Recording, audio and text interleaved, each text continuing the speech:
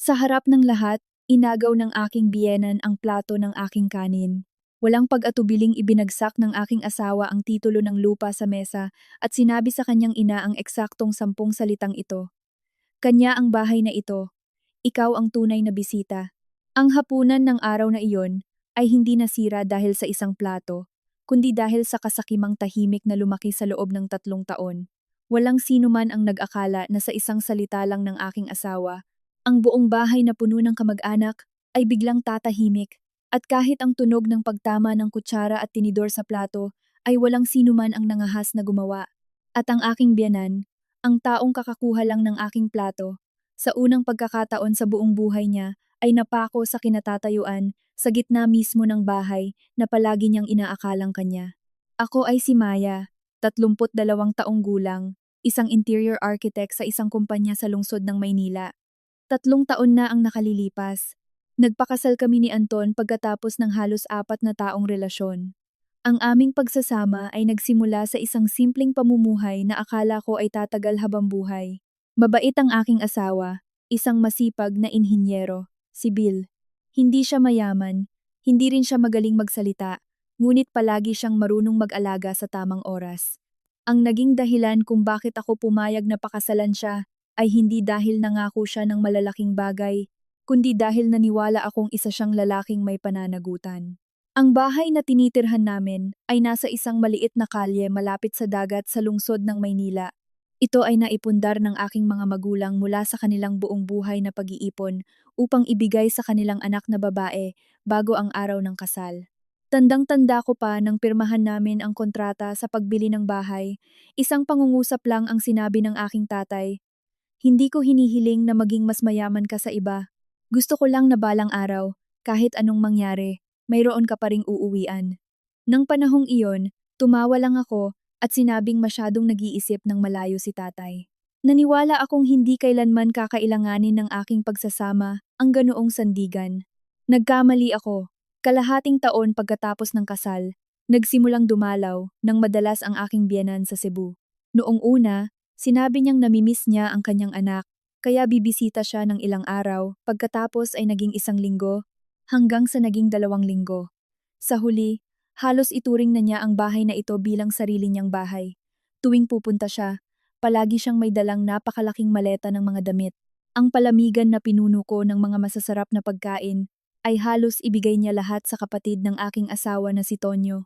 Ang bagong set ng kawali na inorder ko, sinabi niyang itatabi raw para sa bahay sa probinsya. Ang pansala ng tubig na kararating lang, tinawagan din niya ang mga kakilala para tanungin kung may gustong bumili. Mahinahon akong nagbigay ng komento, "Ma, kabibili ko lang po niyan." Tumawa lang siya, "Tayo-tayo lang naman ang magkapamilya, bakit kailangan pang magbilang?"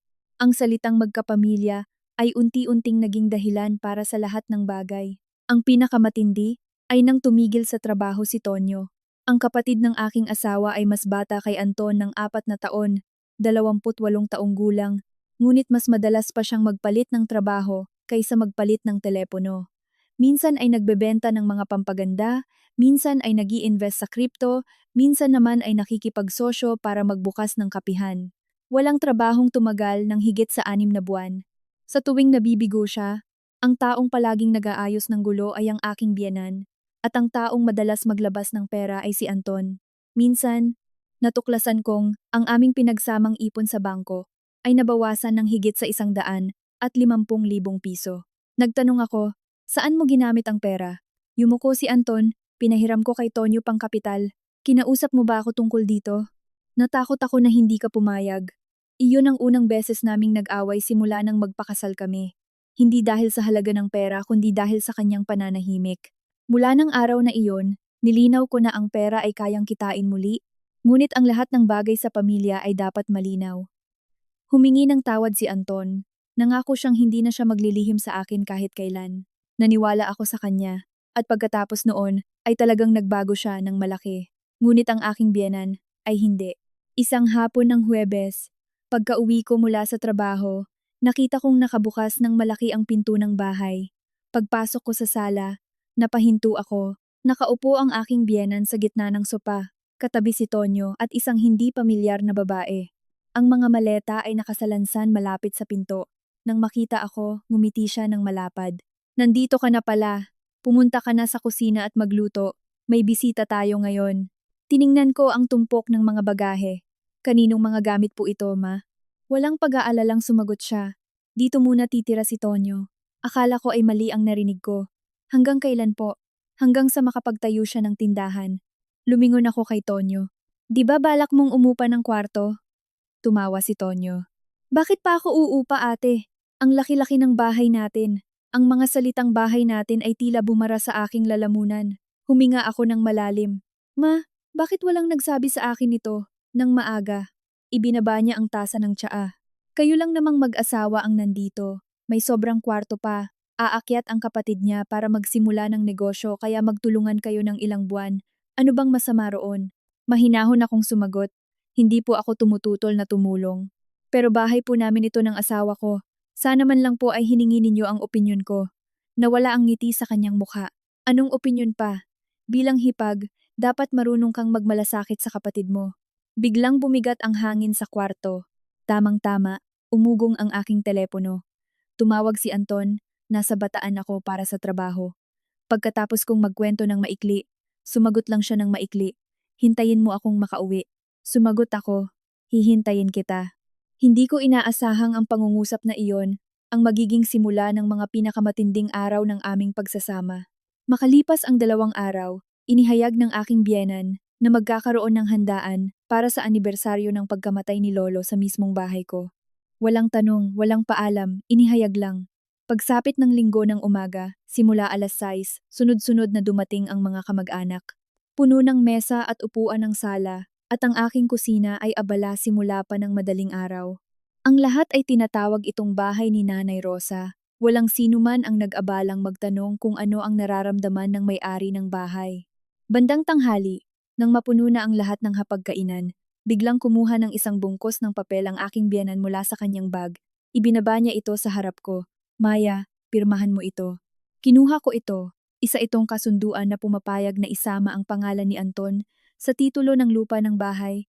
Kalaki pang isang dokumento na pumapayag na gamitin ang ari-arian bilang garantiya para umutang ng kapital sa negosyo. Inangat ko ang aking ulo. Sino ang gumawa ng papel na ito? Mabilis na sumagot si Tonyo. Nagpatulong ako sa aking kakilala.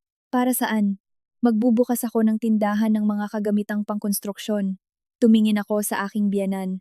Balak niyo pong gamitin ang bahay na ito bilang garantiya para makautang si Tonyo ng pera. Kalmado siyang sumagot. Uutang lang ng ilang milyon. Muntik na akong matawa. Ang ilang milyon sa lungsod para magtayo ng negosyo ay malaking sugal. Ibinaba ko ang mga papel. Hindi po ako pipirma. Biglang nanlamig ang mukha niya. Bakit?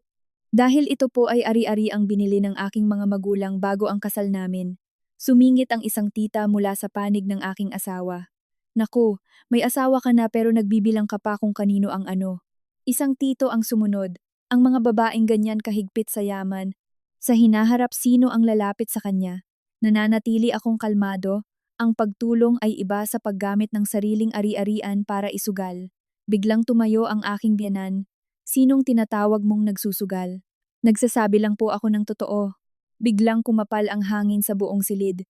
Itinulak ni Tonyo ang panulat papunta sa akin. Ate, pirmahan mo na. Umiling ako. Hindi. Tamang-tama ng sandaling iyon, biglang inabot ng aking biyenan ang plato ng kanin sa harap ko at inilagay ito sa upuang katabi niya.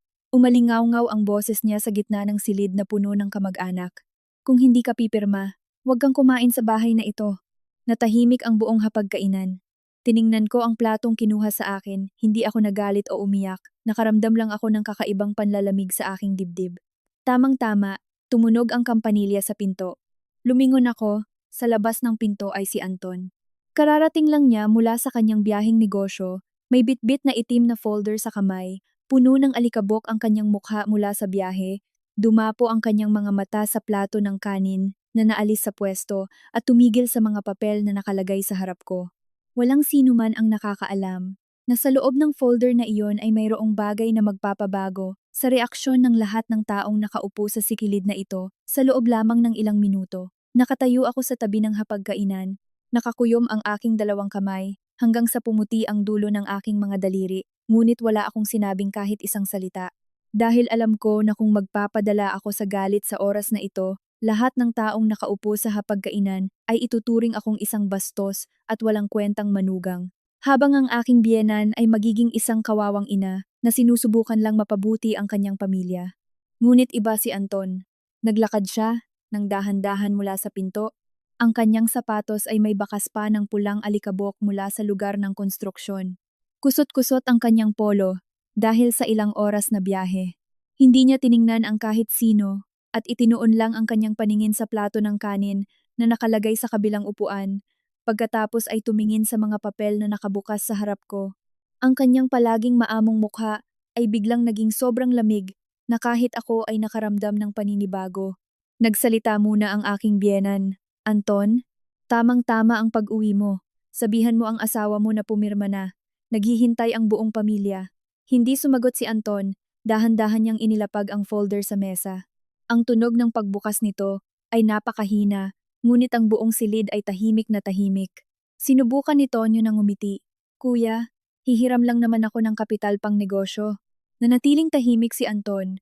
Kumuha siya sa folder ng isang pulang dokumento na maingat na nakabalot sa malinaw na plastik. Nang makita ko ang kulay na iyon, biglang bumilis ang tibok ng aking puso. Iyon ang titulo ng lupa ng bahay. Agad nang ngumiti ng malapad ang aking biyanan. Ayan, alam kong dadalhin mo yan. Akin na at itatago ko. Bukas ng hapon pupunta tayong lahat para ayusin ang proseso. Hindi inasahan ng lahat na hihilahin ni Anton ang mga papel palapit sa kanya. Dahan-dahan niyang binuksan ang bawat pahina, parang sinasadya niyang ipabasa ng malinaw sa lahat ang bawat linya. Isang tito na nakaupo sa pinakamalapit ang nanliit ang mata para magbasa. Isang tita rin ang sumilip. Nang lumabas ang pahina ng impormasyon ng may-ari, maayos na inilagay ni Anton ang titulo sa gitna ng mesa. Inangat ni Anton ang kanyang ulo para tingnan ang kanyang ina. Ang kanyang boses ay malalim at napakalinaw. Basahin mo ma. Bahagyang natigilan si Nanay Rosa. Babasahin ang alin? Basahin mo ang pangalan ng may-ari. Kumunot ang noo niya. Yumuko siya upang tumingin.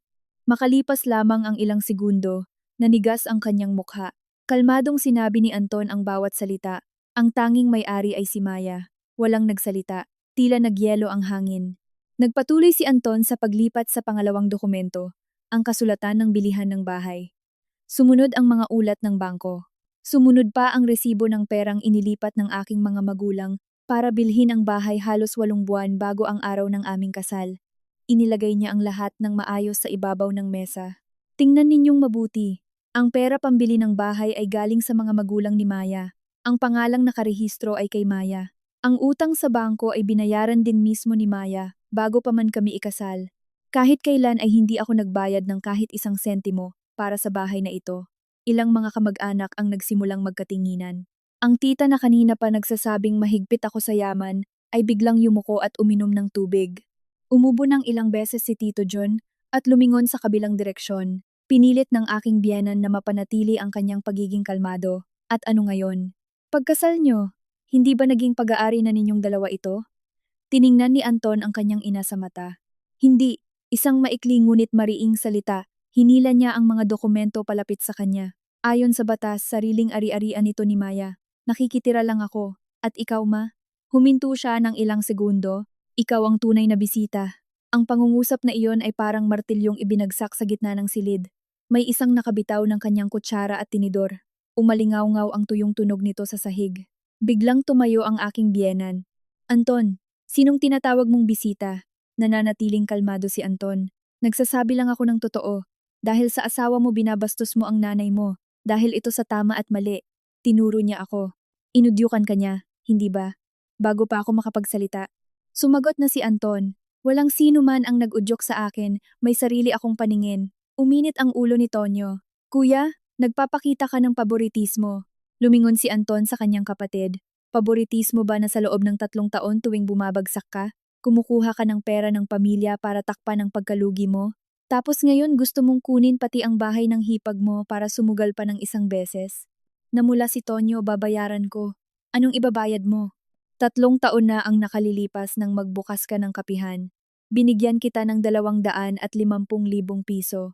2 taon na ang nakalipas nang magbenta ka ng mga pampaganda.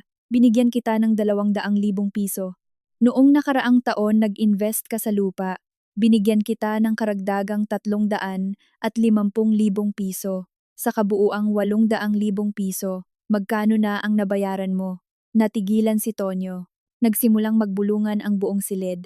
Lumingon ang isang tito at bumulong. Totoo ba? Umiling ang isa pa. Akala ko sarili niyang sikap. Mabilis na sumingit ang aking biyenan. Magkapatid kayo. Anong masama kung magtulungan kayo? Lumingon si Anton sa kanyang ina. Ang tumulong ay hindi masama. Tumingin siya ng diretsyo, ngunit ang kumuha ng ari-arian ng ibang tao para makatulong ay mali. Ngumiti ng mapakla si Nanay Rosa. Asawa mo siya. Dahil nga asawa ko siya kaya mas kailangan ko siyang protektahan.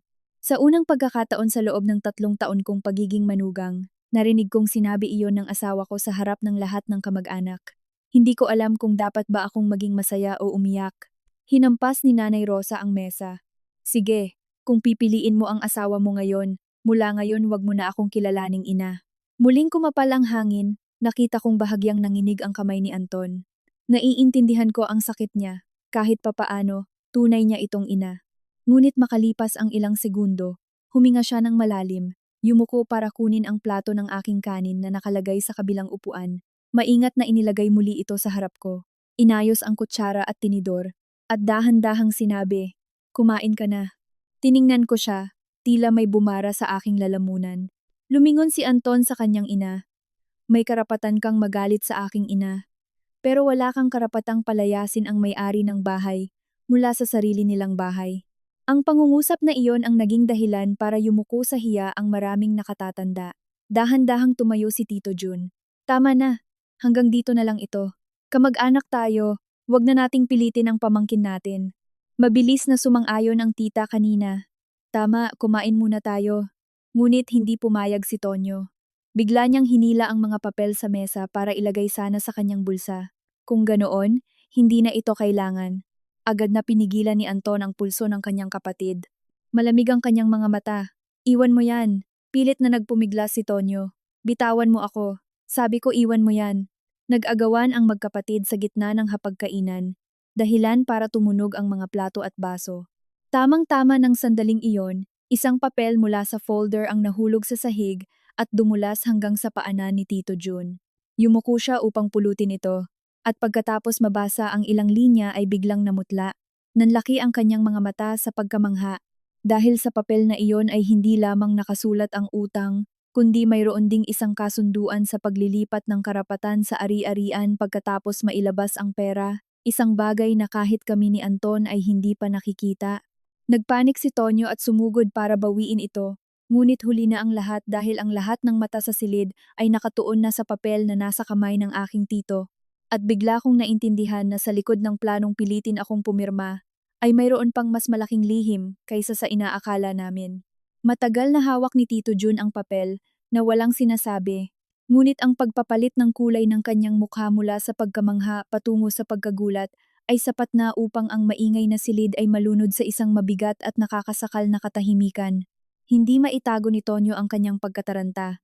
Mabilis siyang lumapit, balak bawiin ang papel, ngunit agad siyang hinarangan ni Anton. Mahigpit niyang hinawakan ang balikat ng kanyang kapatid. Ang boses niya ay hindi malakas ngunit puno ng awtoridad. Huwag kang gumalaw. Nagngit-ngit ang ngipin ni Tonyo. Personal kong papel iyon.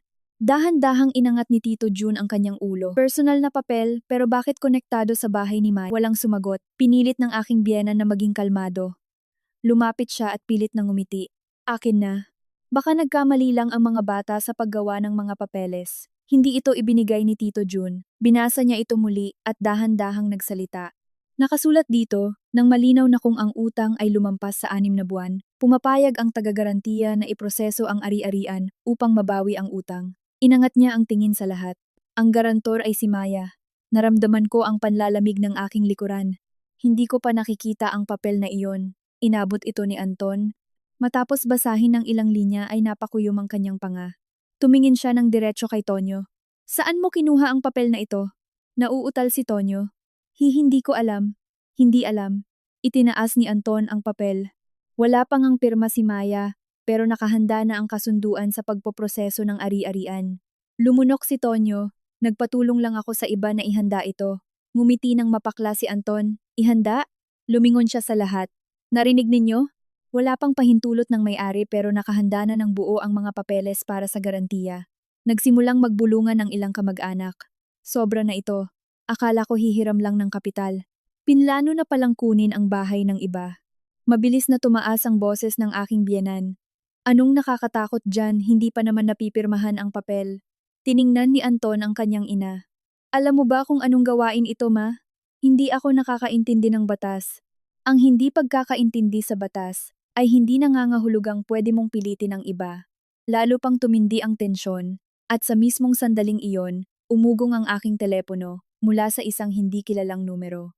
Bala ko sanang patayin ito nang mahinang sinabi ni Anton, ilagay mo sa speaker. Sinunod ko. Sa kabilang linya ay boses ng isang lalaki. Magandang araw po, Ma'am Maya. Ako po si Miguel mula sa Quick Loan Finance. Noong nakaraang araw ay may usapan si Sir Tonyo na tatapusin ngayong gabi ang papeles para sa utang na 3,000,000 at 500,000 piso. Napag-usapan na po ba ng pamilya? Natahimik ang buong silid. Walang malay na nagpatuloy ang lalaki. Naihanda na po namin ang kontrata. Kailangan na lang ng pirma mo para sa ari-arian at mai-release na ang pera sa loob ng 3 araw. Kalmado akong sumagot, kahit kailan ay hindi ako pumayag na maging taga-garantiya. Natigilan ang kabilang linya. Pero sabi po ni Sir Tonyo pumayag na kayo. Hindi ko kailanman sinabi iyon. Sige po, aalamin ko po muli. Natapos ang tawag, tila naging siksik ang hangin sa sala. Sa pagkakataong ito, hindi lang ang mga kamag-anak kundi pati ang babaeng kasama ni Tonyo ay namutla. Gulat siyang nakatingin sa kasintahan. Sabi mo sa akin hihiram ka lang ng kaunting kapital. Yumuko si Tonyo. Anong kaunting kapital? Ang umaabot ng 3,000,000 at kalahati. Umatras ng 2 hakbang ang babae. Sinabi mo pa na ang bahay na ito ay mapapasatin pagkatapos nating magkasal. Tiningnan ko ang babae. Sa unang pagkakataon ay nakita kong nawala sa kanyang mga mata ang tiwala sa sarili kumpara noong pumasok siya sa bahay. Sumingit agad ang aking biyenan. Trina Perez, huwag kang makinig sa chismis. Ngunit umiling ang babae. Nanay, sinabi mo sa aking mga magulang na bahay ito ni Anton. Nanigas si Nanay Rosa. Lumingon ang babae sa akin. Ate, totoong sa inyo ang bahay na ito? Tumango ako. Ito ay ari-ari ang binili ng aking mga magulang bago ako ikasal. Matagal na nanahimik ang babae bago lumingon kay Tonyo. Inilihim mo ang lahat sa akin. Pinilit hawakan ni Tonyo ang kanyang kamay. Trina Perez, hayaan mo akong magpaliwanag. Inilayo niya ang kanyang kamay. Hindi na kailangan. Pagkasabi nito, kinuha niya ang kanyang bag at dumiretso palabas ng pinto. Nagmamadaling humabol si Tonyo. Trina Perez, pakinggan mo muna ako. Mabilis na nawala ang tunog ng kanilang mga yabag sa labas. Sa loob ng bahay, tunog na lang ng bentilador sa kisame ang naririnig. Tiningnan ng aking biyenan ang papalayong dalawa bago lumingon sa akin, nang mabilis. Lahat ng ito ay kasalanan mo. Kalmado ko siyang tiningnan. Kasalanan ko? Kung pumirma ka lang sana simula pa lang, walang mangyayaring ganito. Napatawa ako. Ibig sabihin kasalanan ko. Dahil hindi ko ibinigay ang aking bahay sa iba. Namula siya sa galit ikaw. Tamang-tama, kinuha ni Anton ang kanyang telepono at nagpatugtog ng isang pag-record ng boses. Napakalinaw na narinig ang boses ng aking biyenan. Ang bahay na iyan ay babalik din sa pamilya Reyes balang araw. Kung hindi siya pipirma, pilitin niyo sa harap ng mga kamag-anak. Mapapahiya siya at mapipilitan ding yumuko sa huli. Nagyelo ang buong silid.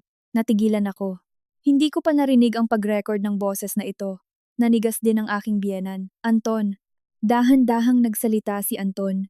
3 araw na ang nakalipas nang tawagan mo si Tita Flor. Nasa tabi lang ako.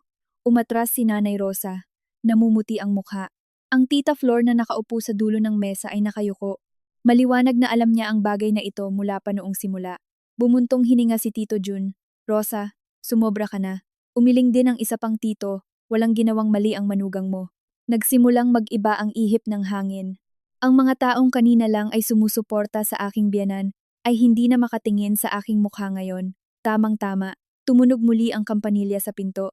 Isang lalaking nakasuot ng uniforme ng kartero ang nakatayo sa labas. Pwedeng magtanong kung nandito si Ma'am Maya? Ako po. Pakipirmahan po ito at tanggapin. Pumirma ako at tumanggap ng isang makapal na sobre. Ang nagpadala ay ang law office at notary public ni Navarro. Nagtaka ako. Wala naman akong transaksyon kahit ano. Mahinang sinabi ni Anton. Buksan mo. Pagkabukas ko ng sobre, nahulog sa mesa ang isang kumpol ng mga papel. Ito ay kopya ng mga dokumento na humihingi ng notarisasyon para sa Special Power of Attorney upang iproseso ang ari-arian. Ang nagpapanlamig sa akin ay ang bahagi ng impormasyon ng may-ari ay nakasulat na ang buong pangalan ko, ang numero ng aking pambansang ID, ang address ng aking bahay, at ang tanging blanko ay ang mismong espasyo para sa aking pirma. Habang sa ibaba ay naroon na ang pangalan ng taong binibigyan ng autoridad, si Tonyo, kasama ang layuning kumatawan sa pagsasagawa ng mga transaksyong may kinalaman sa ari-arian. Nagpapatunay ito na mayroong naghanda ng isang detalyadong plano at hindi ito isang bugso ng damdamin lamang sa hapagkainan ngayong araw. At nang kunin ni Anton ang huling papel upang basahin, biglang dumilim ang kanyang paningin dahil sa ibabang sulok ng dokumento ay may selyo ng pagtanggap na may petsang eksaktong 12 araw na ang nakalilipas. Ibig sabihin, noong nasa biyaheng negosyo pa lamang siya, tahimik nang inilatag ang lahat ng lingid sa kaalaman naming mag-asawa, dahilan upang bigla kong maintindihan na ang taong nasa likod ng planong ito ay marahil hindi lamang ang aking biyenan at si Tonyo, kundi may isa pang taong nagtatago sa dilim, nagkokontrol ng lahat sa bawat hakbang. Ang sobre mula sa tanggapan ng batas ay nakapatong pa rin sa gitna ng mesa. Ang mga puting papel na puno ng nakasulat ay tila malamig na patalim na humihiwa sa hangin na kanina pa man ay banat na parang kuwerdas. Habang ako naman ay nakatayo doon na tila nanigas. Dahil ang pinakakinatatakutan ko ay hindi ang may gustong kumuha ng bahay na ito, kundi tahimik na nilang inihanda ang lahat ilang araw na ang nakalipas. Kinakalkula ang bawat hakbang, bawat pamamaraan, bawat selyo, bawat kopya ng dokumento. Ibig sabihin, kung lumambot ang puso ko kahit isang beses lang ngayong araw, kung dahil sa hiya sa harap ng mga kamag-anak ay napilitan akong pumirma, malamang ay mawawalan na ako ng kontrol sa lahat. Nang maisip ko iyon, hindi ko na malayang nanlamig ang aking likuran. Habang si Anton naman ay dahan-dahang binabasa ang mga papeles, at habang binabasa niya, lalong bumibigat ang kanyang mukha. Ibinagsak niya ng malakas ang mga papel sa mesa. Magpaliwanag ka, ma. Pinilit ni Nanay Rosa na maging kalmado. Ipaliwanag ang alin? Bakit 12 araw na ang nakalilipas nang isumite ang spa na ito? Hindi ko alam. Tiningnan siya ng diretsyo ni Anton. Hindi mo alam? O ayaw mong sabihin? Lumingon siya sa ibang direksyon. Matanda na ako. Hindi ko naiintindihan ang mga papel na iyan. Sa pagkakataong ito, hindi na nanahimik si Tito Jun. Rosa, huwag kang magsalita ng ganyan. Para maisumite ang mga papel na ito, kailangan ng kopya ng ID ni Maya, ang kopya ng titulo at buong impormasyon. Hindi iyon nakukuha ng mga tagalabas ng basta-basta. Natahimik muli ang buong silid. Bigla kong naalala ang isang bagay na nangyari halos 2 linggo na ang nakalilipas. Umalis ako ng maaga patungo sa site. Pag-uwi ko sa gabi, napansin kong medyo bukas ang drawer ko sa kwarto, ngunit dahil walang nawala ay hindi ko na lang pinansin. Ngayon, kung iisipin, nanlamig muli ang likod ko. Lumingon ako kay Anton. Naaalala mo ba noong tumawag ako at tinanong kung kumuha ka ba ng mga papel sa drawer? Tumango si Anton. Naaalala ko, ng araw ring iyon. Tiningnan ko siya ng ilang segundo at agad niyang naintindihan ang ibig kong sabihin. Naghihinala ka na may pumasok sa kwarto natin. Dahan-dahan akong tumango. At ng araw na iyon, tanging si Nanay lang ang nasa bahay. Lahat ng mata ay agad na natuon kay Nanay Rosa. Namutla siya. Anong sinasabi mo? Inaalala ko lang po. Pumasok ako sa kwarto ninyo para maglinis. Ano ngayon? Ang paglilinis ay hindi nangangahulugang kailangan buksan ang drawer ng mga dokumento. Hinampas ni Nanay Rosa ang mesa. Sinisiraan mo ako. Bago pa ako makasagot, nagsalita na si Anton. Kung ganoon, pumasok ka ba sa kwarto, ma? Oo o hindi? Oo. Binuksan mo ba ang drawer? Oo. Kinuha mo ba ang mga dokumento? Nanahimik siya. Ang katahimikang iyon ay mas nakakatakot kaysa sa anumang sagot. Bumalik si Tonyo matapos hindi mahabol ang kasintahan. Namumutla ang kanyang mukha, gulo-gulo ang buhok dahil sa pagtakbo, at pagpasok niya pa lang ay nakita na niya ang lahat ng mata sa silid na nakatingin sa kanya kaya siya napahinto. Nagmamadaling hinila ng aking biyena ng kanyang anak, huwag kang magsalita ng kahit ano. Ngunit hinarangan na siya ni Anton. Tonyo, isang beses lang akong magtatanong, sinong nagpakilala sa iyo sa taong nag-aayos ng utang? Yumuko si Tonyo. Kakaibigan ko. Sino? Kinagat ni Tonyo ang kanyang labi, isang kakilala ko sa kapihan. Hindi ko alam ang tunay niyang pangalan. Kumunot ang noo ni Anton. Hindi mo alam ang tunay na pangalan pero ibinigay mo ang papeles ng bahay ng iba. Huminga ng malalim si Tonyo. Sabi niya basta may kopya ng mga dokumento, ay siya na ang bahala sa lahat. Agad na nagtanong si Tito Jun. Siya na ang bahala sa lahat. Sa alin? Yumuko si Tonyo sa paggawa ng mga papeles. At sinong nagsabi sa iyong kumuha ng kopya ng titulo? Si nanay. Pagkatapos niyang magsalita, nagyelo ang buong silid. Sumigaw agad si Nanay Rosa. Nagsasalita ka ng kalokohan, Tonyo. Nagpanik si Tonyo, ma. Sinabihan mo akong manahimik. Tiningnan ni Anton ang kanyang kapatid. Magpatuloy ka. Nanginginig si Tonyo. Nang bumisita rito si Nanay, sinabi niyang tinatago ni Ate Maya ang mga papeles sa drawer. Sinabi pa ni Nanay na aalis ka ng ilang araw kaya kopyahin na muna. Para pag pumirma si ate ay hindi na abala. Sumigaw ang aking biyenan. Tumahimik ka. Ngunit huli na ang lahat. Tiningnan ko siya. Sa loob ng 3 taon kong pagiging manugang, palagi kong iniisip ang kabutihan niya. Palagi akong naniniwalang paborito niya lang ang kanyang bunsong anak, ngunit wala siyang masamang intensyon sa akin. Ngayon, ang mismong anak niya na ang kumumpirma ng lahat. Nakaramdam ako ng kawalan sa aking puso. Wala na akong galit, wala na ring sakit, tanging pagkabigo na lang. Tamang-tama, nagsalita ang isang tita na nakaupo malapit sa pinto. Rosa. Lumingon si Nanay Rosa. Ano? Mayroon akong dapat sabihin. Anong dapat mong sabihin? Dahan-dahang nagsalita ang tita. 3 araw na ang nakalipas nang pumunta ako sa palengke sa bayan. Nakita kitang umiinom sa labas kasama ang isang lalaking nakasuot ng puting polo. Nagulat ang aking biyenan. At ano ngayon? Narinig ko ng bahagya ang taong iyon na nagsabing kung makuha niya ang bahay na ito, hahatian ka niya sa komisyon pagkatapos mailabas ang pera. Naging maingay ang buong silid. Sumigaw si Nanay Rosa. Mali ang narinig mo. Matanda na ako pero hindi pa ako bingi.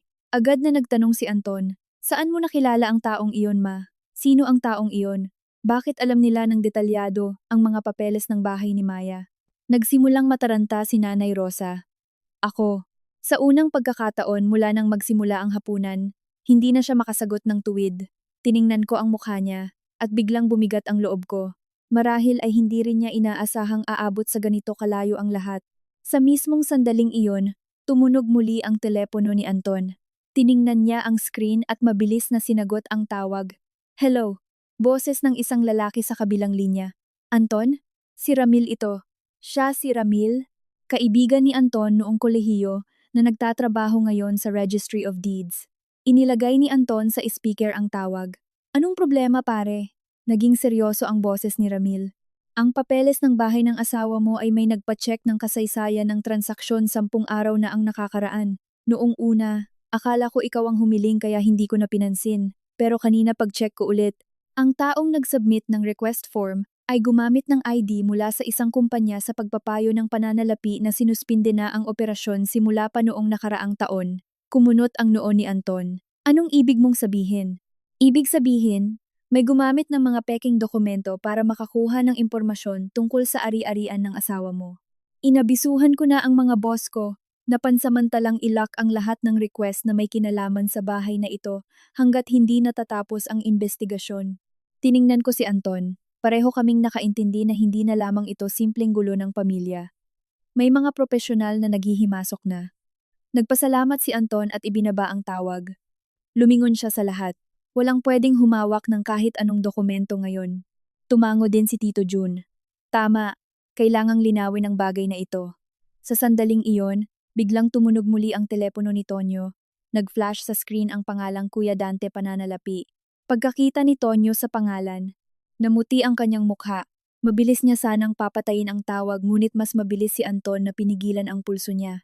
Naging sobrang lamig ng mga mata niya na hindi pa niya naipapakita kailanman, habang ang buong silid ay napigil ang hininga na nakatingin sa telepono na patuloy na nanginginig. Dahil lahat ay may kutob na ang tumatawag sa tamang oras na ito, ay malamang na ang huling detalye ng buong plano upang nakawin ang aking bahay. Ang telepono sa kamay ni Tonyo ay patuloy na nanginginig. Maikli, ngunit sunod-sunod na parang nagmamadali. Umilaw ang screen na may nakasulat na Kuya Dante Pananalapi na naging dahilan upang tuluyang pumuti ang kanyang mukha mula sa pagkaputla. Nagsimula siyang pagpawisan sa noo. kahit na napakalamig ng aircon sa silid, habang si Anton naman ay mahigpit pa ring hawak ang kanyang pulso. Ang mga mata ay kalmado ngunit malamig, ibang-iba sa kanyang karaniwang maamong itsura. Dahil alam ko na sa oras na ito ay hindi na siya humaharap sa isang kapatid na may ambisyong yumaman, kundi humaharap sa isang serye ng mga pagkakamali na maaaring magdala sa buong pamilya sa kulungan kung hindi ito mapipigilan sa lalong madaling panahon. Napakabagal magsalita ni Anton. Sagutin mo. Nagulat si Tonyo. Naka-speaker. Hindi pwede. Bakit hindi pwede? Anong kinatatakutan mo? Mabilis na sumingit ang aking biyenan. Anton, kung personal na tawag ito, hayaan mong siya ang sumagot. Lumingon siya sa kanyang ina. Kung personal na usapan lang ito, lalong wala siyang dapat itago. Patuloy na tumutunog ang telepono. Walang nagsalita. Ang maikling pagtunog na iyon, ang naging dahilan upang ang silid na puno ng tao ay maging mas nakakasakal kaysa kailanman. Sa huli, si Anton mismo ang pumindot sa sagot na buton at inilagay sa speaker.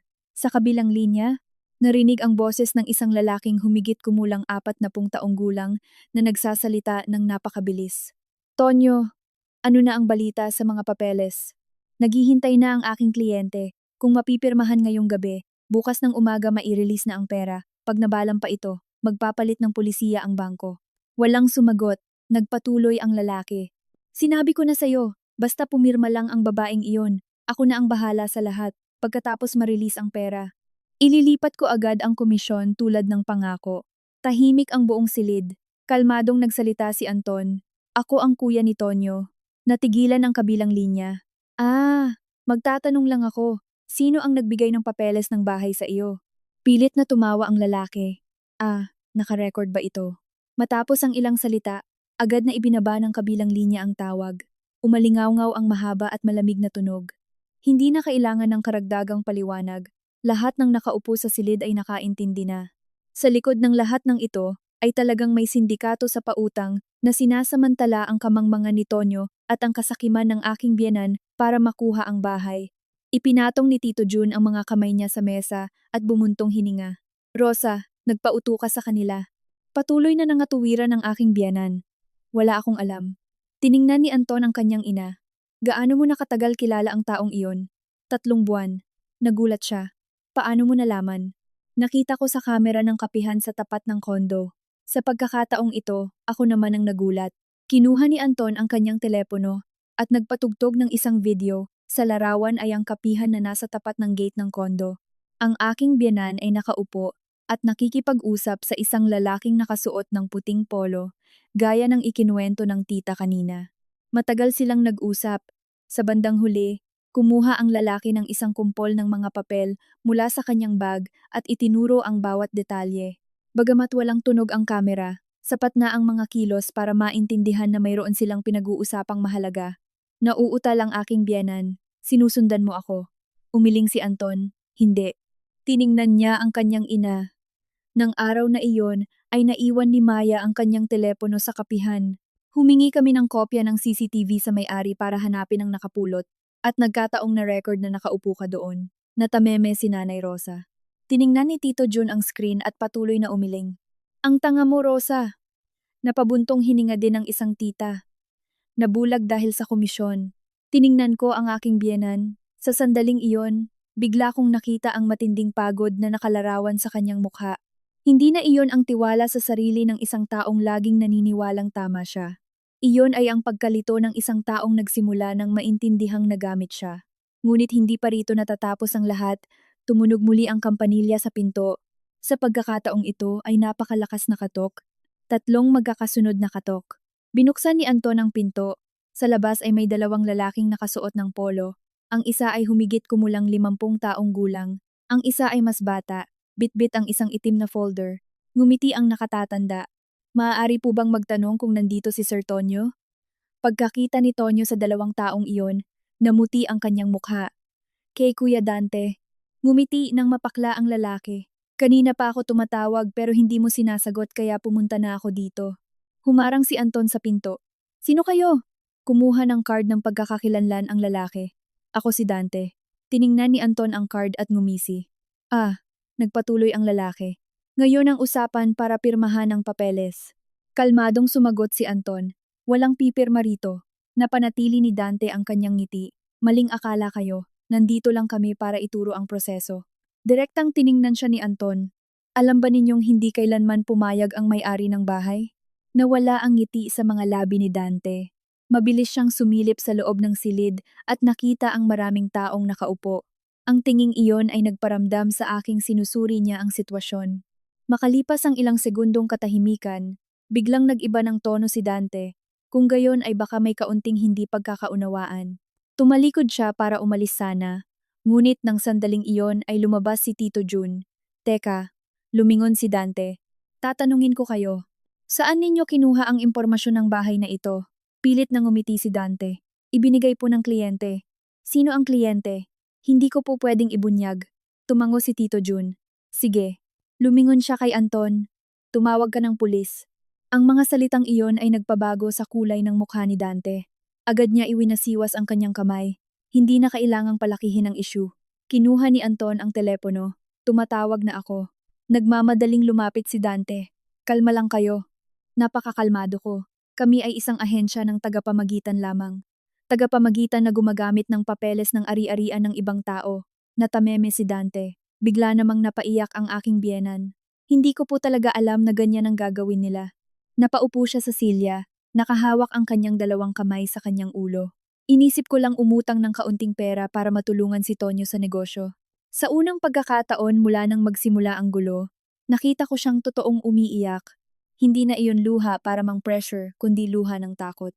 Tiningnan ni Anton ang kanyang ina, nang matagal, bago dahan-dahang napabuntong hininga. Sinabi ko na sa iyo, Ma, kung gusto mong tulungan si Tonyo, dapat mo siyang turuang harapin ang mga responsibilidad niya, hindi yung ikaw ang aako. Yumuko si Tonyo. Nanginginig ang kanyang mga balikat at nangangatal ang kanyang boses. Kuya, patawarin mo ako. Iyon ang unang pagkakataon sa loob ng maraming taon na narinig kong humingi ng tawad si Tonyo ng tapat. Ngunit nang akalain ng lahat na mayroon ng solusyon ang issue, biglang umugong muli ang telepono ni Dante. Tiningnan niya ang screen at automatikong lumingon sa ibang direksyon para sagutin ito. Ngunit napakalakas ng boses sa kabilang linya, sapat upang marinig naming lahat ang isang pangungusap na nagpagulat sa lahat. Kung hindi makuha ang bahay na iyon, lumipat sa planong B para bawiin ang lumang utang ni Nanay Rosa. Huwag mo siyang patakasin. At sa sandaling iyon, nakita ko ang tuluyang pagputi ng mukha ng aking biyenan. Nanginginig ang mga labi niya na parang may taong naglantad ng isang lihim na matagal na niyang pinipilit itago sa loob ng maraming taon. Nang umalingaw-ngaw ang pangungusap mula sa telepono ni Dante, ang buong silid ay nalunod sa isang nakakatakot na katahimikan. Wala na ang bulungan ng mga tao. Wala na ang tunog ng naguumpugang mga plato. Maging ang ingay ng mga sasakyan sa labas ay naging napakalayo. Dahil lahat ng mata sa oras na ito ay nakatuon sa aking biyenan. Nakaupo siya na parang estatwa sa silya, maputla ang mukha. Ang kanyang mga kamay na laging may lakas na mag-utos sa iba ay ngayon ay hindi mapigilan sa panginginig. Habang nakatayo lang ako roon, may naramdaman akong hindi maipaliwanag, magkahalong gulat at sakit sa dibdib. Dahil hindi ko inasahan na sa likod ng issue sa bahay ay mayroon pa palang ibang lihim na kahit si Anton ay hindi alam. Nang makita ni Dante na nadulas siya, agad niyang pinatay ang tawag at nagpa siyang umalis, ngunit hinarangan na siya ni Anton sa may pinto. Tumigil ka. Hindi kalakasan ang boses niya, pero sapat na para mapahinto ang lalaki. Lumingon si Dante. Ano pa bang kailangan mo? Direktang tiningnan siya ni Anton. Anong sinabi mo kanina? Tungkol sa lumang utang. Tahimik lang si Dante. Tatanungin kita ulit. Kaninong utang iyon? Pilit na tumawa si Dante. Baka na mali ka lang ng dinig. Umiling si Anton. Narinig ko ng malinaw. Tinuro niya ang kanyang telepono. Mayroon akong pag-record dito.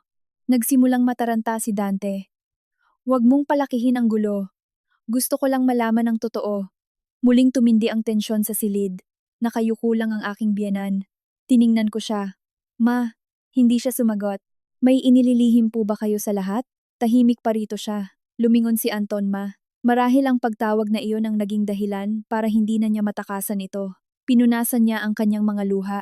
Ako, ngunit huminto siya muli. Hindi ko pa nakikitang naging ganyan kahina ang aking biyenan. Ang babaeng palaging naniniwalang kontrolado niya ang lahat, sa huli ay naiipit sa pader dahil sa mga bagay na pinilit niyang itago. Hinila ni Anton ang upuan at naupo. Gusto ko sabihin mo ang totoo, ma. Tiningnan ni Nanay Rosa ang kanyang anak. Kung sasabihin ko, ano naman? At least malalaman ko kung paano lulutasin ito. Tumawa siya ng pilit. Lulutasin? Kaya pa bang lutasin ang gulo na ito? Nang marinig ko iyon, bumigat ang pakiramdam ko. Matagal na nahimik si Nanay Rosa bago dahan-dahang nagsalita. 4 na taon na ang nakalipas bago kayo ikasal ni Maya. Nagkaroon ng problema ang pamilya natin sa probinsya. Kumunot ang noo ni Anton. Anong problema? Nagkasakit ang tatay mo. Alam kong 4 na taon na ang nakalipas nang mamatay ang aking biyenan dahil sa matinding sakit, pero hindi ko pa naririnig na may sinabi siya tungkol sa panahong iyon. Nagpatuloy siya.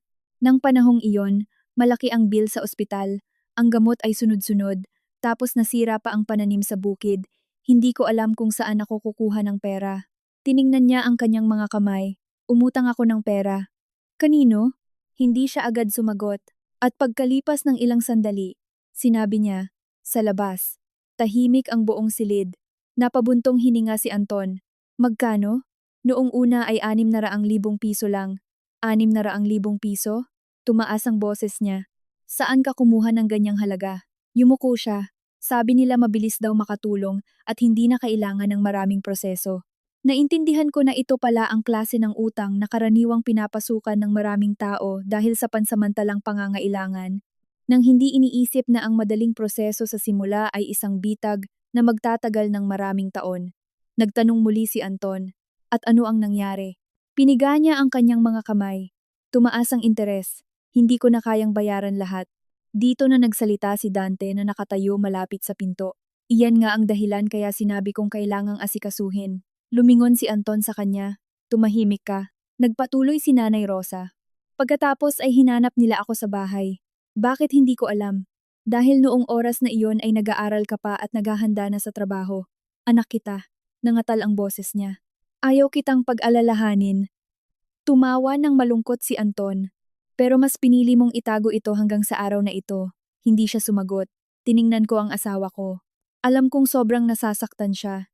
Hindi dahil sa utang, kundi dahil sa maraming taon ay mas pinili ng ina niyang manahimik kaysa magtiwala sa kanya. Nagtanong si Anton, ano ang kinalaman nito sa bahay? Napapikit si Nanay Rosa. Halos 1 buwan na ang nakalipas. Pumunta sa akin si Dante. Lahat ng mata ay automatikong napunta sa lalaking iyon. Sabi niya, kung tutulungan ko siyang maghanap ng mahalagang ari-arian para makakuha ng malaking pautang, mabubura ang lumang utang. Natigilan ako, ang ibig mong sabihin. Tumango siya. Naisip ko ang bahay ninyo. Isang malamig na pakiramdam ang tumakbo sa katawan ko. Bagamat nahulaan ko na ang bahagi nito, mas masakit pa rin nang marinig mismo mula sa kanya. Mahina akong nagtanong, inisip ninyo bang gamitin ang bahay ko para magbayad ng utang? Tiningnan niya ako, may panghihinayang sa kanyang mga mata. Maya, umiling ako. Gusto ko pong marinig ang totoo. Yumuko siya. Oo, sa salitang iyon ay naging mabigat ang buong silid.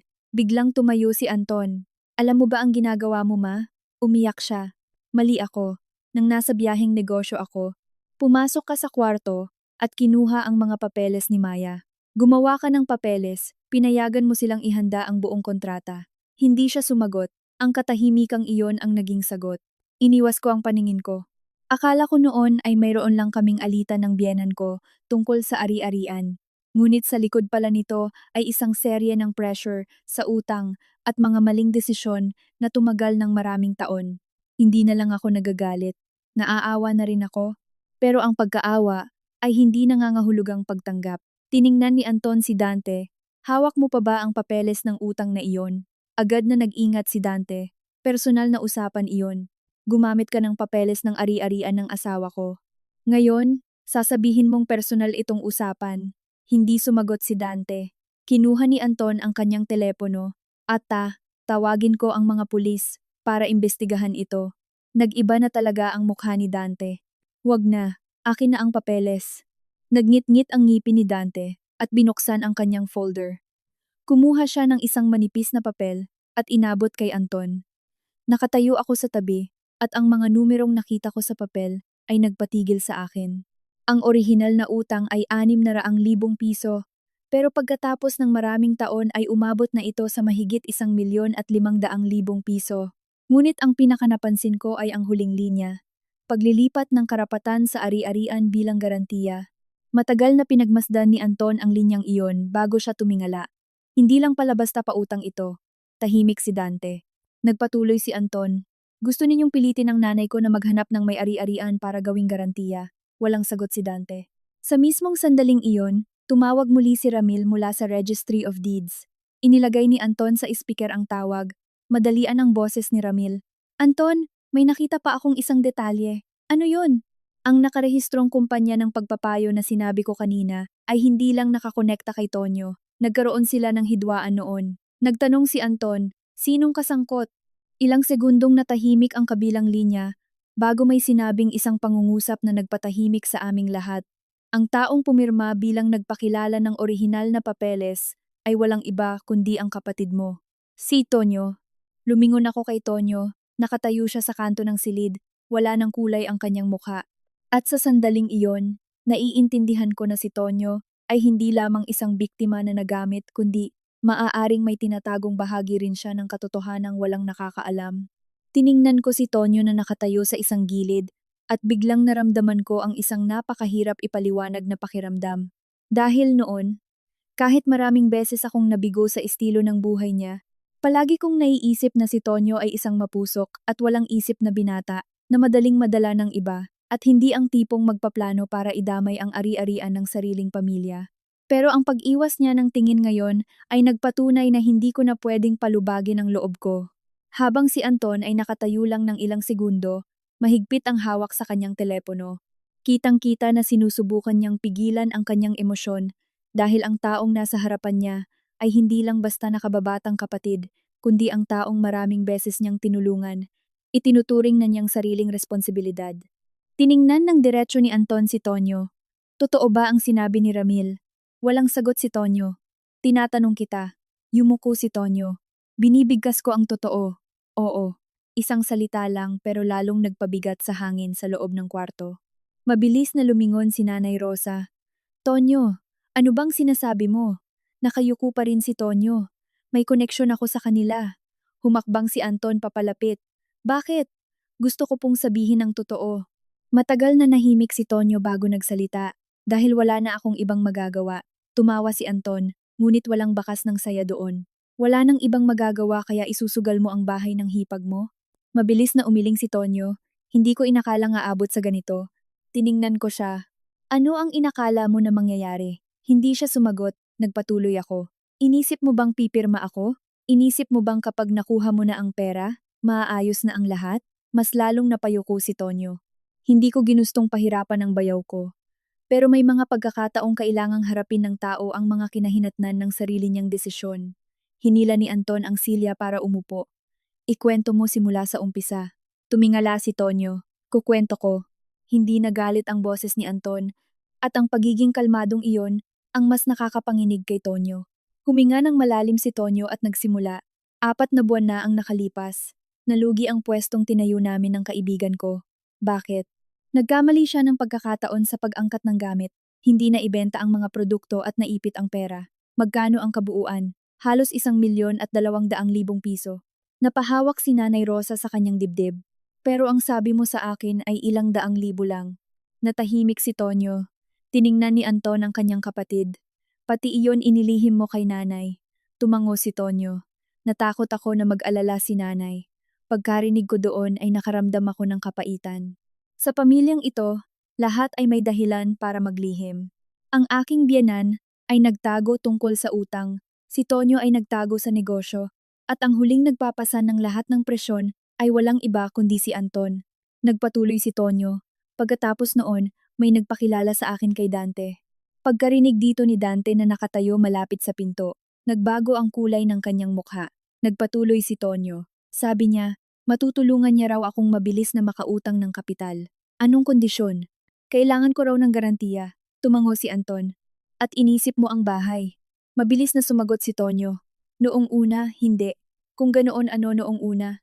Binalak kong maghanap ng ibang paraan pero yumuko si Tonyo. Pero sabi ni Dante, kung may bahay na nasa sentro ng lungsod, mas madali daw ang proseso. Tumingin ako kay Nanay Rosa at nalaman po ninyo ang usapan nila. Matagal na nahimik si Tonyo bago nagsalita, sinabi ko kay Nanay. Napapikit si Nanay Rosa at sinabi mo kay Nanay na tulungan ka. Tumango si Tonyo. Hindi ko inisip na kukunin niya talaga ang tunay na papeles. Tiningnan siya ni Anton, pero alam mong kinuha ni Nanay. Hindi siya sumagot. Ang katahimikang iyon ang nagsilbing sagot. Tinalikuran siya ni Anton. Kitang-kita ko ang sakit sa kanyang mga mata, hindi dahil sa pera, kundi dahil nakita niyang ang kapatid na pilit niyang pinoprotektahan noon ay tuluyan ng napariwara. Sa oras na ito, sumingit si Dante. Sa tingin ko na mali lang kayo ng intindi. Lumingon si Anton. Ano pa bang gusto mong sabihin? Gumagawa lang ako ng aking trabaho bilang serbisyo. Serbisyong ano? Tulong pinansyal. Tulong na naghahanda ng mga peking papeles na ginagamit ang ari-arian ng iba, kahit walang pahintulot. Walang masabi si Dante.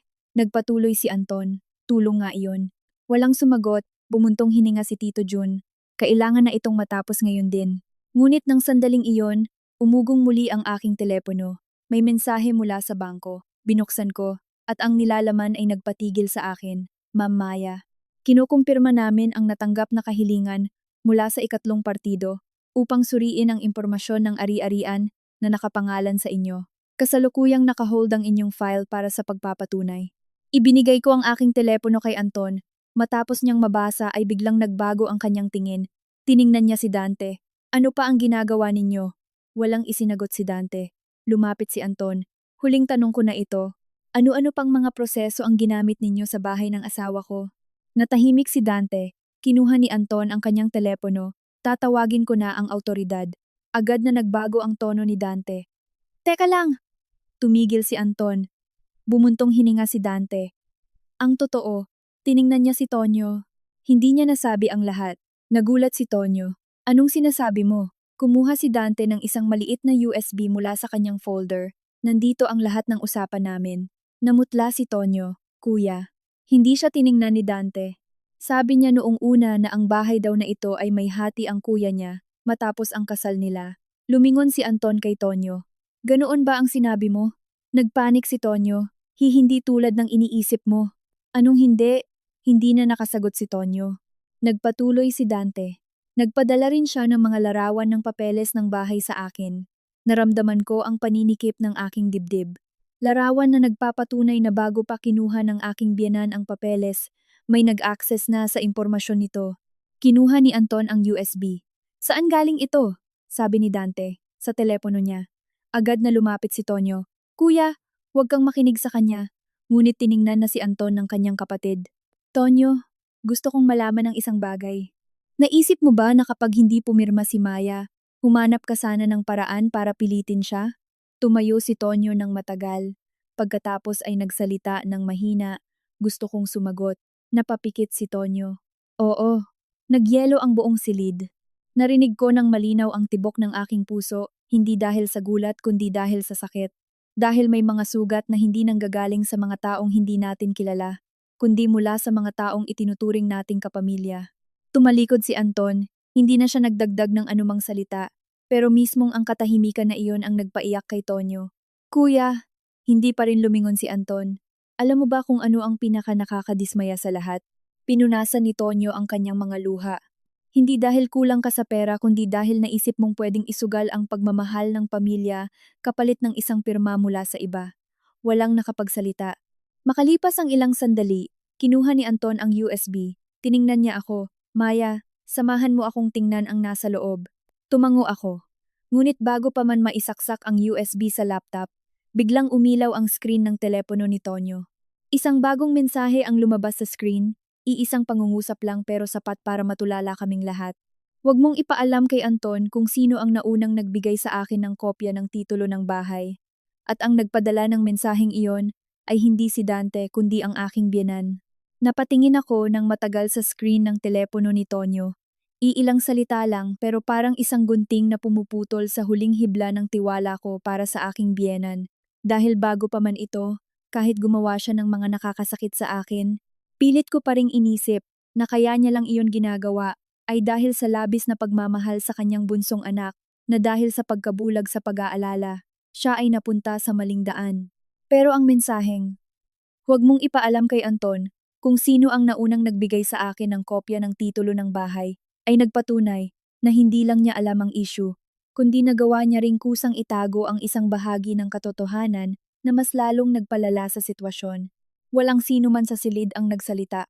Tiningnan ni Tonyo ang screen at dali-dali niyang pinatay ang display. Ngunit huli na ang lahat. Nakita na ito ni Anton. Hindi siya kasing galit tulad ng inaasahan ko. Nakatayo lang siya roon ng tahimik, ngunit nakakatakot ang kanyang pananahimik. Kanino galing ang mensaheng yun? Mahigpit na hinawakan ni Tonyo ang kanyang telepono. Kay kuya, magpapaliwanag sana ako. Yumuko si Tonyo. Kay nanay, biglang naiyak ang aking biyanan. Anton, nanay mo ako. Kalmado pa rin ang boses ni Anton. Gusto lang kitang tulungan anak. Hindi siya nakasagot. Tiningnan siya ni Anton. O baka naman gusto mong itago ang lahat ng ito hanggang sa matapos ang usapan. Hindi ko naman inakalang aabot tayo rito. Pero sumagi rin sa isip kong gamitin ang titulo ni Maya. Humikbi si Nanay Rosa. Nakatayo lang ako sa tabi ni Anton. Magkahalong emosyon ang aking nararamdaman. Noon pa man ay umaasa na akong balang araw, maiisip niyang hindi ako ibang tao. Sinubukan ko siyang tawaging inay nang tapat sa aking puso. Ngunit siguro sa isip niya, hanggang tagabantay lang ako ng isang ari-arian na inaakala niyang karapatan ng kanyang pamilya. Humila si Anton ng upuan at naupo. Maya, buksan mo ang laptop. Nilabas ko ang laptop mula sa aking bag sa opisina. Si Dante, na nakatayo medyo malayo, ay naging balisa. Tiningnan niya ang kanyang relo at sinabing, tingin ko mas makakabuting sarili ninyong pamilya na lang ang mag-ayos nito. Hindi siya tiningnan ni Anton. Diyan ka lang, may kailangan pa tayong linawin. Ang sagot na iyon ay nagpatahimik kay Dante. Isinaksak ko ang USB sa laptop. Ang daming folder sa loob.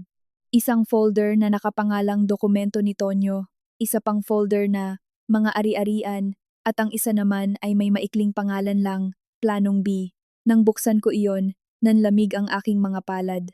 Naglalaman iyon ng mga larawan ng screen ng mga palitan ng mensahe, usapan ni Tonyo at Dante, larawan ng titulo, at pati ang usapan na kung ano ang gagawin sakaling hindi ako pumirma. Inisa-isa iyon ni Anton, nagbabasa ng bawat linya. Lalong nagdilim ang kanyang mukha.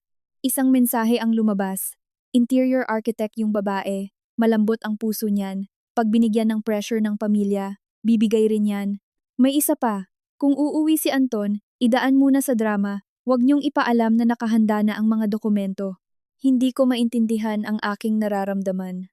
Hindi lang basta pinilit nila akong pumirma. Nagplano sila ayon sa aking ugali. Alam nilang ayaw ko ng malaking gulo. Alam nilang natatakot akong makaapekto ito sa aking asawa. At alam nilang nirerespeto ko ang pamilya. Iyon ang ginamit nila laban sa akin bilang kahinaan. Binasa pa ni Anton ang mga sumunod. May file ng tunog. Pinindot niya ito at umalingaw-ngaw ang boses ni Tonyo. Ihanda niyo na yung mga papel. Siguradong hindi na yun lalaban. Sagot ni Dante. Pag hindi siya pumirma, hayaan mo na ang nanay niyo ang kumausap. Saka lumitaw ang boses ng aking biyenan. Mahal niya si Anton. Ayaw na nilang nag-aaway. Napapikit ako, tila sinaksak ang aking dibdib. Hindi dahil sa bahay, kundi dahil mayroong nakaisip na ang aking pagmamahal ay maaaring maging daan para sa pananamantala. Pinatay ni Anton ang tunog.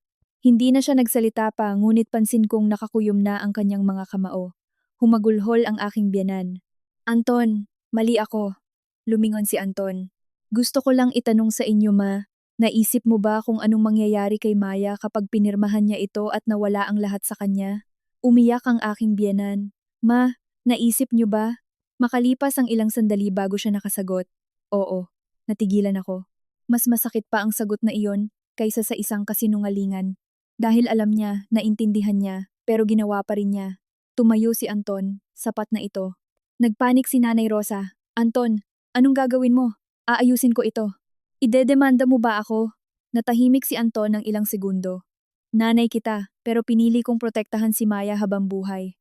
Tiningnan ko siya. Sa sandaling iyon naiintindihan ko kung bakit ko pinili ang lalaking ito. Hindi dahil sa yaman o sa galing, kundi kapag nasa kalagitnaan ng tama at mali, matapang pa rin niyang pipiliin ang tama kahit pakadugo ang makakalaban niya. Sa sandaling iyon, umugong muli ang telepono ni Dante. Hindi na niya napigilang patayin ito at nakita ang isang mensahe sa screen. Nakuha na ba ang pirma? Kung hindi, gawin niyo na yung huling plano. Nang makita iyon ni Anton, Lumapit siya. Ano pa bang plano nyo? Pinatay ni Dante ang screen. Wala. Akin na ang telepono mo. Wala akong obligasyon. Lumingon si Anton sa akin. Maya, tawagan mo ang abogado natin. Tumango ako. Mas lalong nataranta si Dante. Huwag mong gawing malaking issue ito. Hindi ako ang gumagawa ng issue. Tinuro ni Anton ang folder. Kayo ang naghahandang gumamit ng bahay ng asawa ko para ipambayad sa utang ng ibang tao. Kaagad namang tumayo ang aking biyenan. Lumapit siya sa akin. Pero hindi, yumuko siya. Sa unang pagkakataon matapos ang 3 taon, yumuko siya sa akin. Maya, natahimik ako. Patawarin mo ako. Napakahuli na para sa paghingi niya ng tawad, ngunit hindi rin ako nanatiling walang kibo. Dahil ang babaeng nasa harap ko ay hindi lang isang biyenang gumawa ng mali, kundi isang babaeng nababalot sa takot sa utang at binulag ng pag-aalala sa anak. Bago pa ako makasagot, may kumatok ulit sa labas. Sa pagkakataong ito, hindi ito kakilala. 2 pulis kasama ng mga opisyal ng barangay. Tiningnan sila ni Anton, saka tumingin sa akin. Nandito na sila. Natigilan ako. Kailan ka pa tumawag? Tiningnan niya ako. Nung oras na nalaman kong may gumagamit na sa mga dokumento ng bahay mo, pumasok ang mga pulis.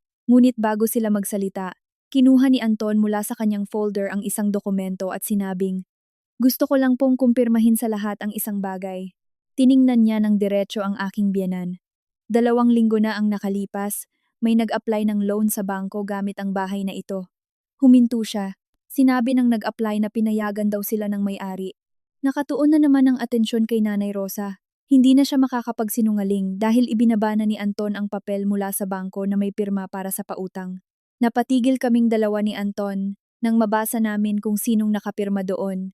Ang unang pumirma para ilakad ang papel ay hindi si Tonyo, ni hindi rin si Dante, kundi ang taong hindi namin inasahan. Ang papel ng aplikasyon ay ibinagsak sa lamesa na parang isang napakabigat na bagay sa lahat ng tao doon sa silid.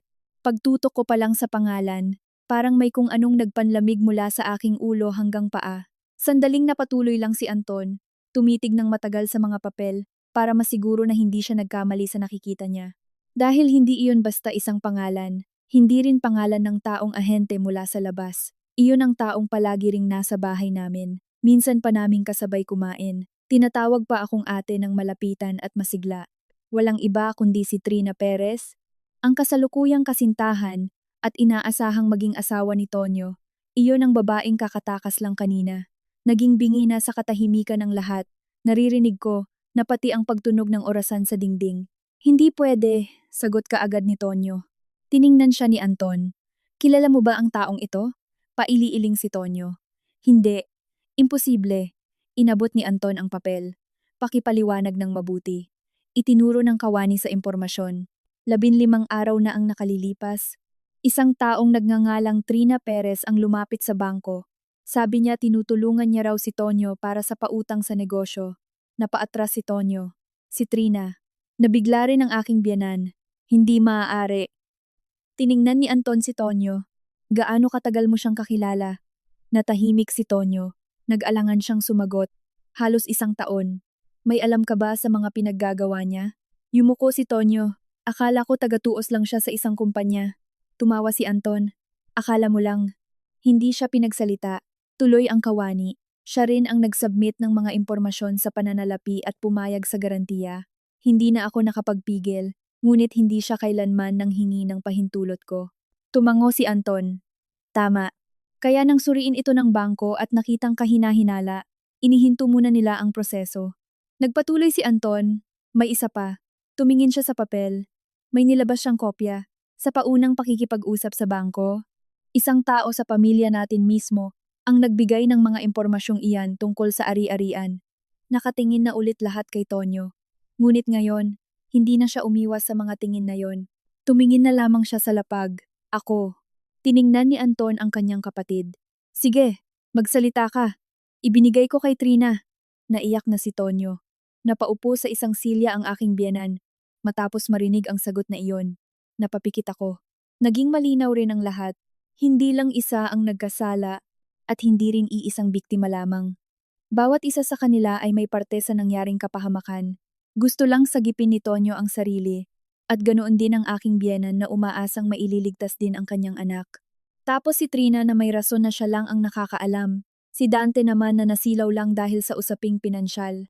Tanong ni Anton, bakit mo naman binigay? Sabay pahid ng luha ni Tonyo. May kakilala raw siyang handang tumulong kaya nagtiwala ako. Naniwala ka sa punto na ipinagkatiwala mo na pati ari-arian ang hipag mo. Hindi makasagot si Tonyo. Tinitigan ko siya, Tonyo. Napalingon siya sa akin.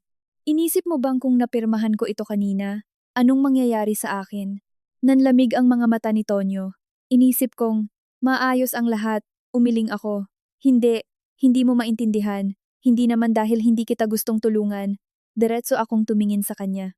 Pero kailanman ay hindi ka nang hingi sa akin ng pahintulot. Napahagulgol na ng tuluyan si Tonyo. Natakot ako na hindi mo payagan. Tumawa lang ako. Nakangiti pero malungkot. Kaya mas pinili mo na akong ilagay sa sitwasyong wala akong magagawa? Walang maisagot si Tonyo. Lumapit si Anton sa mga pulis. Kailangan niyo pa itong linawin. Tumango na lang ang mga pulis. Ikukuha na namin sila ng mga pahayag. Kinakabahan na si Dante. Sa tingin ko kailangan ko nang umuwi. Ngunit pumagitna na rin ang kapulisan. Maiwan ka dyan para sagutin ang mga katanungan namin. Wala na ang pagiging kumpiyansa ni Dante kumpara noong umpisa. Napaupo siya at naiyak na lamang si Nanay Rosa sa naging kapalaran. Tapos na ang lahat. Lumingon ako sa kanya. Ma, umiling-iling siya. Mali talaga ako. Lalo na namang lumambot ang kanyang tinig. Ang akala ko kasi pwede nang idaan sa kahit na anong paraan basta lang manatiling nagkakaisa tayo. Walang kumibo kaya't patuloy pa rin ang pagpapaliwanag niya. Ayaw kong makita na bumagsak si Tonyo at kinutya pa sa labas. Natatakot ako na balang araw wala nang gagabay sa kanya. Espinahid niya ang luha niya. Pero nalimutan ko na ang isang tao ay maaari pang magbago. Halos madurog din ang damdamin ko doon. Sapagkat iyon yata ang unang pagkakataon na nakikita at nararamdamang niyang higit pa sa ari-arian, titulo at pag-aari na isasakripisyo ng kanyang pamilya. Tao rin akong nabibiyayaan ng pakiramdam na mas kailangan ng pangunawa. Umupo sa tabi ko si Anton at hinawakan niya ang kamay ko, isang simpleng aksyon lamang na bumubura sa nararamdaman kong pag-iisa. Nang matapos ang investigasyon ay nagsiuwian na ang ilan. Bago tuluyang lisanin ni Tito Jun ay kinapitan niya si Anton at nagsabing, ang ginawa mo ay tama. Tangong nakapako ang ibinigay ni Anton. Ayoko pong umabot pa ng ganito. Nagpahingang sumagot si Tito. Pero ganoon pa man, may mga isyong habang pinapatagal, lalong lumalala sa parehong gabi. Ang bahay na dati nagsisilbing mapayapa ngayon ay tila ba nakakapanibago. Nakatambay ako sa balkonahe nang lumabas doon si Anton. Pagod ka na ba? Umupo siya sa tabi ko. Tumango ako. Oo. Pasensya na ah. Tumingin ako sa kanya. Tungkol saan? Sa nanay mo? Tumango siya. Para sa katotohanang hinayaan kitang akuin mo nang nag-iisa ang mabigat na problemang ito. Hindi na ako kumibo. May pagkadismaya akong itinago sa isip ko kanina. Dahil naisip ko, paanong hinayaan din niyang maranasan ko ang pait ng kanyang pamilya. Hanggang napagtanto kong napasok din siya sa matinding pasakit at obligasyon. Sabi ko, alam mo ba kung ano ang sobrang ikinalulungkot ko? Napatingin si Anton sa akin. Hindi dahil dyan sa titulo na pinag-awayan kanina, patuloy ko. Dahil kailanman inisip ko lang, bahagi lang ako dito. Mariin niyang hinawakan ng aking kamay. Patawad. At sa kanyang balikat, ako napasandal ng araw na iyon. Kung saan, pagkatapos maghirap at magkabalisay, pwede ko na ring hayaang makahinga. Subalit iyon pala, hindi roon natatapos ang eksena. Pagsapit ng kinaumagahan nang binuksan ni Anton ang kaniyang email, bumungad ang mensahe ni attorney, Bienvenido, kung saan nakakabit doon ang titulo at ibig makita ng mata ng asawa ko.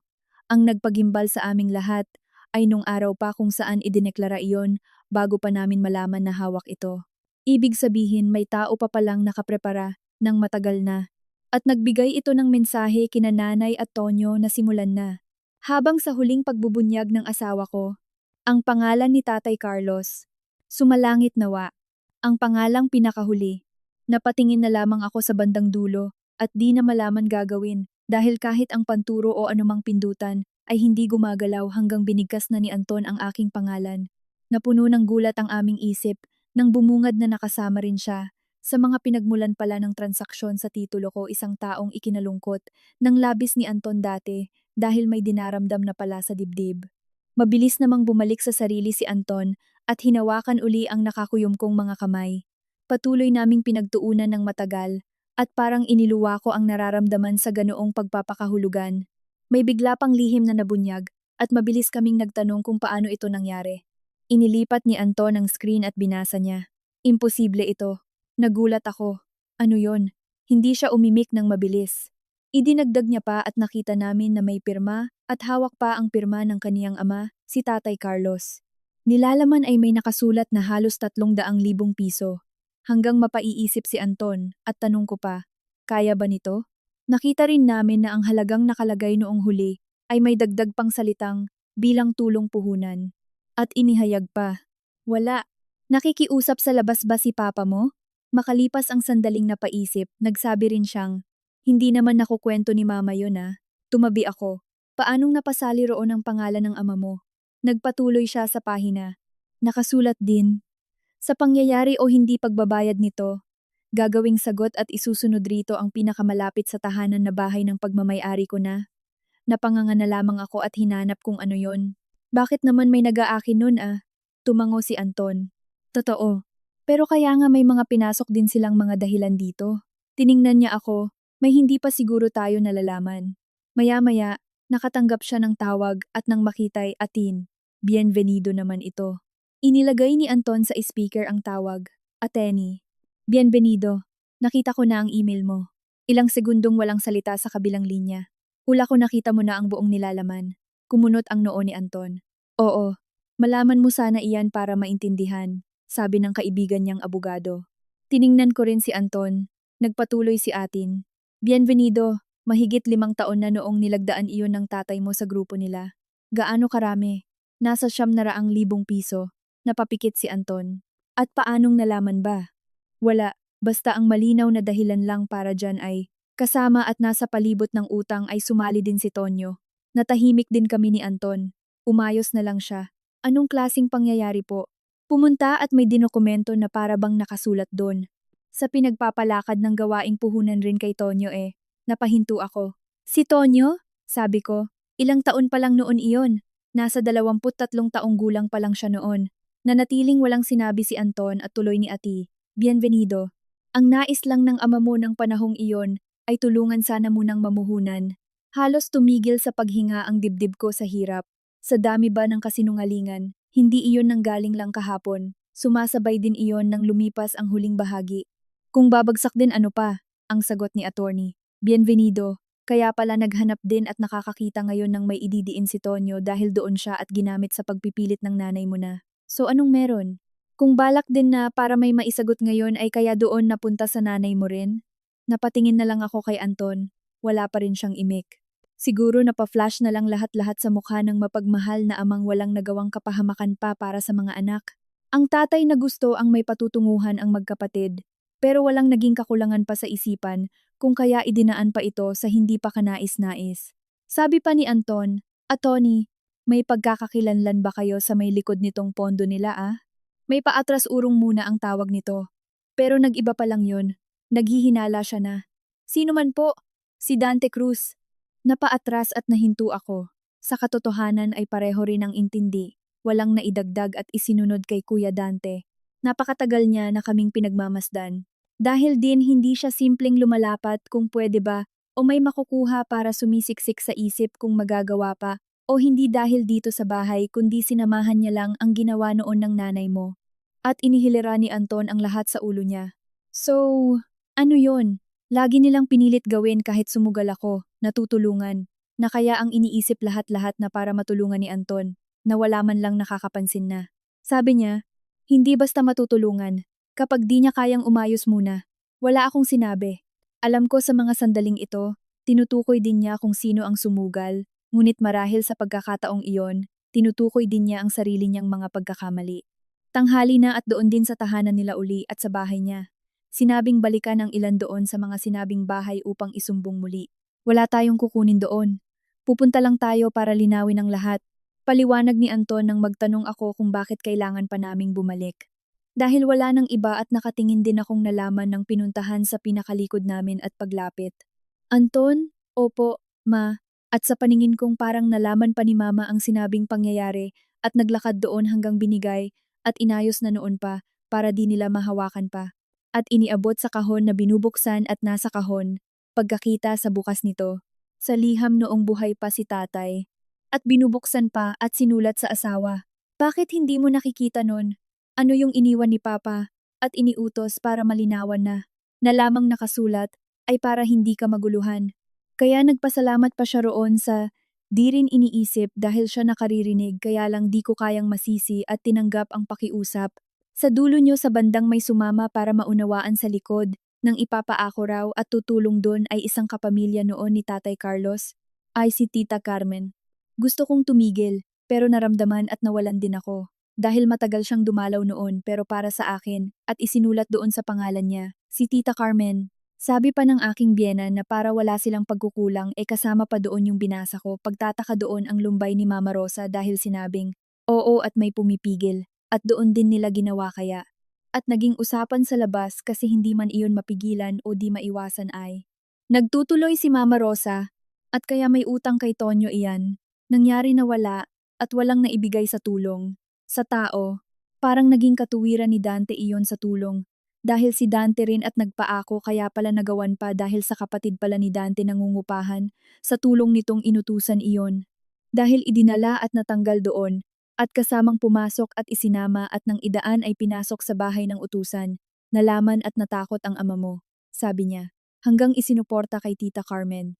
Nakikita din ni Tita Carmen ito kung saan din nakarating kaya hindi siya nagsabi. Pati yung pirma kanina, di para kay ama mong namayapa, pero sa kapatid nitong kapatid ni Dante. Kaya naman nalaman niyang pati yon kinuha ng tuluyan. Sa pamamagitan nito nakabuo silang magnakaw sa pamilya. Mula noong umalis sa kaniya, napagpasiyahan naming itanong, dumiretso na doon at sa mensahe naman ni Ramil para mahanap ang lugar ng tatay niya doon bilang archive sa naging lumang kumpanya ng asawa. Kinabukasan, magkasama kaming nagtungo sa lumang bodega kung saan naroroon ang mga lumang dokumento ng kumpanya. Doon nang magtungo ay nagkasamang nakaalam pa na walang kasama doon sa bodega. Na kung idadaan muna ni Anton ang lihim na hawak bago pumanaw, ay iniremit ito ni Tita Carmen para mapatunayan sa kasunduan pa. Hanggang sa nagtanong kami roon habang tinitingnan iyon ng matanda sa loob ng aklat na nandoon. Kinuha rin niya ayos, kaya nandoon sa papel. Bilang utang din pampaayos sana, na idinaan ngunit pinansyal pala para isunod rito ang titulo at nalaman naming pineke ang mga dokumento at binago ang kasunduan. Idinagdag pala iyon ni Dante upang tuluyang maangkin ang ari-arian. Pati si Nanay Rosa rin na kumuha, ay binigay niya ang orihinal na notarized agreement niya para hindi masira ang imahe na hawak-hawak at nagpatuloy rin ang takot niya para iligtas din ang sarili mula sa hiya kaya nagpadala sa pressure niya. Kaya kinuha rin. Na hanggang malaman lahat kung kani-kanino sumasakop ang ari-arian kaya naniwala, naintindihan at ang ginawang kolateral. Nag-uusap na sinabi din niya na kailangan ang tunay na balak para hindi pa nakikita kundi malaman din na nasa paningin ng lugar mismo ng lote ay makakasama sana sa inisyatibong planong Cavitex Coastal Road Expansion dahil tataas at yayaman dito. Kaya ipinasuri ito bago dumating si Dante. Nagtuloy pa na pati doon pa napunta kay Mang Nilo, ang ahente noon ng ari-arian na binilhan at sinabi na kinasabwat doon si Tonyo. Di kay Tonyo! Ibang Antonio pero kinuha niya yung pinirma at nakipagtuos sa ginawa. Gumamit sila ng pangalang Antonio din kapangalan ni Tonyo para makadaya. Kaya ang pagbagsak din para magkasabwat ang lahat ng tao ay malinaw na pala matapos maisampa sa mga kinauukulan, nakakulong na sina Dante. Nakinabang na lamang din at sinagot ni Trina ang naging bukas niyang maling pagkakamali na itinaguyod. Si Tonyo naman, naintindihan na niya kung ano ang kanyang responsibilidad, nabigyan siya at humingi ng kapatawaran sa nangyari sa bahay. Si Nanay Rosa rin na nagpakumbaba. Maya, salamat. Saad nito sa akin pagkalipas ng halos matagal na at kasi hinayaan mo akong itama ang pagkakamaling hindi madali sa akin na kailanman din naibsan ko sa mga salitang nabanggit. Sabi ng iba na kung tutuusin nakakakilala at nagtitiwala kapag naroon at natanggap mo ay handang maprotektahan niya yung mga matatapat lang para hindi na mawalan. Dahil kailanman nagkaroon ako ng sagot, ikaw ay nakikitira lang at kanya-kanyang gawi. Dahil para dyan napapatunayan niya rin yung panuntunan at pagpapakita kung totoo at higit iyon sa bawat puso't respeto. Mga tagapakinig at mambabasa, nandito po upang manabik at matuto. na madalas hindi lamang sa mga kasalanan nakasentro kundi sa mga matang dumadaan po na malalaman sana sa inyo na higit sa isang titulo ng lupa o pag-aari, kailanman na iparamdam ang nararamdaman ay hindi lamang nakatuon upang paghiwalayin at patunayan ang halaga. Hindi man sa ari-arian, pero nagkakaroon sana na kung gaano na ba kapangit pakinggan sa kapamilya. Ito marahil sana matuto na tayo, nakakabuo po sa bawat tao, lalo na kung matatagpuan natin sa katapusan na kung kaya nilang magsugal kundi, bakit di mo gawin upang isakatuparan sa pamilya na huwag ding ipikit ang tama? Dahil kahit hindi lahat nagpapakita ng kabaitan, ay sana mabuksan na ang pamilya o tunay na bahay kailanman ay nagiging masaya sa pundasyon ng tunay na matapat at may pusong punong-puno ng pagkakaunawaan at respeto. Sana nga po, mula dito'y maunawaan ninyo rin. Maraming salamat at hanggang sa muli.